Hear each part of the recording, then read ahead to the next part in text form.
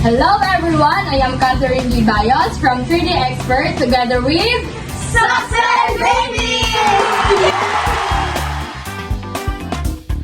Kilalanin muna natin sila. Sila ay si... Hi, my name is Marga. Michael. Lisa. Angeline. And Jessa. Sila po ay isang mga estudyante sa Bao Community College. So ngayon, magkakaroon tayo ng interview in terms of financial literacy for the youth. So handa na ba kayo? Yeah!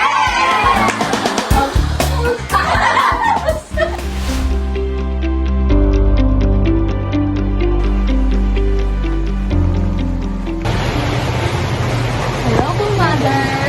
Hello po. Pwede ka po ba ma-interview? Sige, para sa ano? About po sa financial literacy. O sige. Magpapakilala muna po kami. Kami po si Catherine D. Bayos and also si Mr. Michael Badula po. Kami po ay isang mga interviewer from the 3D Expert. So, ate, meron pa ako dito ilang tanong. Maaari niyo bang sagot? So, yung una po is how can parents and educators support young people in becoming financially literate? As a parent, I give a discussion to my kids like planning of budget and making gumagawa sila ng small business nila para magkaroon din sila ng on how to budget the literacy in their daily needs. So, based nga po doon sa tanong ay sagot nyo, di ba po sinabi nyo is parent support throughout the open discussion. So, based on your experience po, ma'am, ano po yung mga open discussions na ginagawa nyo in terms of financial literacy? So, in terms of financial, as a working mother and a student, hindi na ako nahihirapan kung paano ko siya gastuhin in sa financial aspect ko. Kasi, I have a plan on how to budget, save, and expense the money. Yun, thank you po ma'am for your sharing sa mga experience mo and also in terms of financial. It's a big help sa amin as an interview para po makandak namin and maging maayos yung interns nga po sa financial. Today, we are discussing about the financial literacy. So, familiar ba kayo sa word na financial literacy? Okay. So, sino sa inyo yung pwedeng magbahagi kung ano yung nalalaman nyo about sa financial literacy? So, para sa akin kasi, ang financial literacy ay isang cognitive understanding at financial component and skills gaya ng budgeting, investing, borrowing, taxation, and personal financial management. So, thank you po. So, may idea na pala si Miss Elisa in terms of financial literacy. So, ito nga is about sa budgeting. So, magtatanong lang ako dito. May mga katanungan ako. Based lang naman sa mga experience nyo in terms of financial. So, let's start by sharing your experiences and thoughts on the importance of financial education. So, Miss Angeline, can you share? I think yung financial literacy ay medyo crucial na dahil nakakatulong ito sa paggawa ng informed decision about the saving at spending.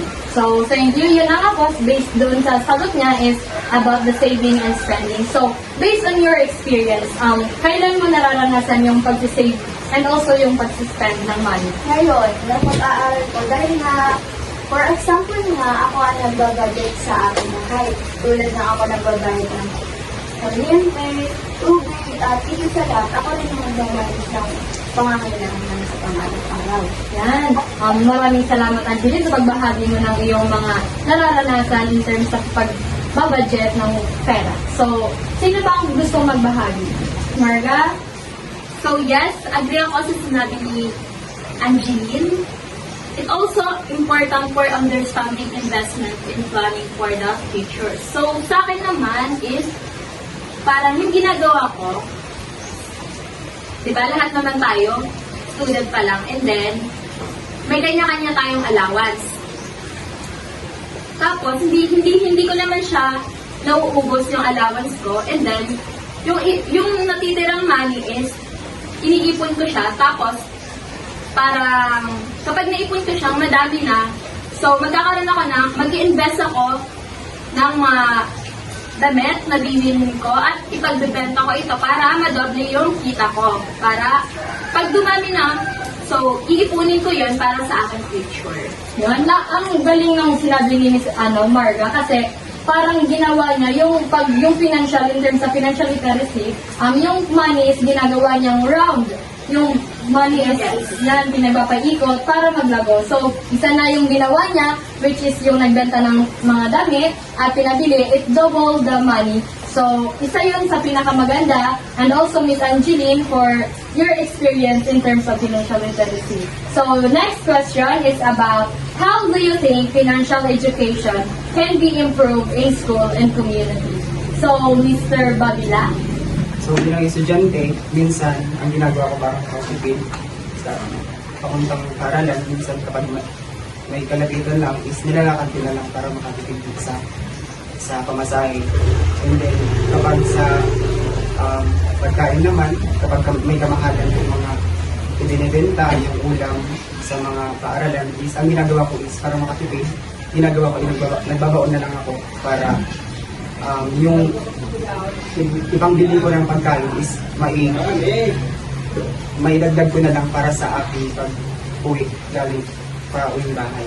Yan, tama yan. So, yung ginagawa ni John Michael is para makatipid siya, yung mga perang ginagasto niya, para bumili siya ng pagkain or ulam sa school, dumadala na lang siya para makatipid. Para yung pamasahe niya is makasave or madagdag in terms niya, di ba? Kasi ngayon, naranasan natin yung mga double rides. Si John Michael, nakakaranas siya ng double rides. So, yung pera is naidadagdag niya para sa pang-fleeting or yung pang-pamasahe.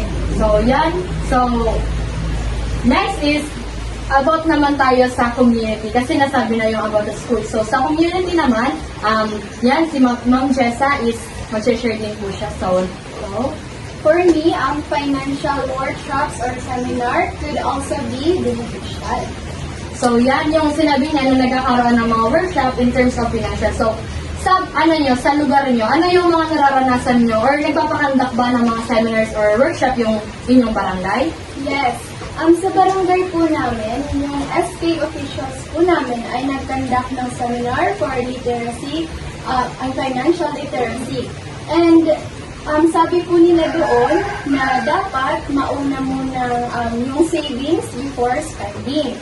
Kasi nung hindi pa ako nag-a-attend doon, ang ginagawa ko is spending my money for anything or for buying and paying my order. And sa seminar, yung ginagawa ko kasi is spending my money for buying anything or for paying my order. And hindi ko iniisip yung pag-save or pag-invest. And that's the reason and problem kaya hindi ako makapag-ipon. So, yan yung experience ni Ms. Jessa is isa din sa pinaka-importante based nga doon dahil doon sa pag-attend niya ng seminars and workshops sa kanilang barangay, yung kinandak ng SK, dahil doon, naging iba yung pananaw niya in terms sa financial literacy. Yung ginawa niya is, inuuna niya na ngayon yung pag-save ng money kumpara sa pag-spend. So, it is one of factors good kasi in terms nga sa pag-financial or money or budgeting. So, next question, dito naman yung mga sagot niyo is very excellent kasi talagang nararanasan nyo yung paggamit ng pera. So, ngayon naman is about naman yung mga obstacles do you young people face in becoming financial literate. So, yung mga obstacles or yung mga challenges na nararanasan in terms of financial. So, okay, Ms. Angeline? I think lack of access to resources is a big challenge. Kasi di naman lahat is available at pwede makuha kung saan-saan lang. Sino sa inyo yung mga agree about dun sinabi ni Ms. Angeline? Ako, Bakit po?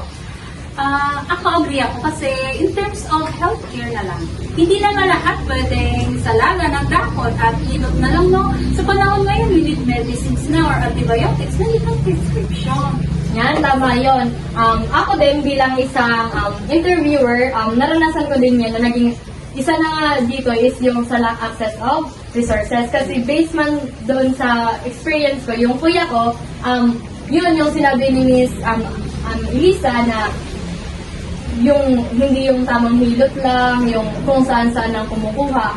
So, dahil doon sa ginawa namin ng more on herbal lang kami, isa na din pala yung factor kung bakit yung naranasan ni Kuya is isa na din yun pala sa mga cause kung bakit mas naglalayong sa kanya. So, it is a big help and also knowledge para malaman natin kung ano ba yung mga dapat. So, last question. So, nauutal na.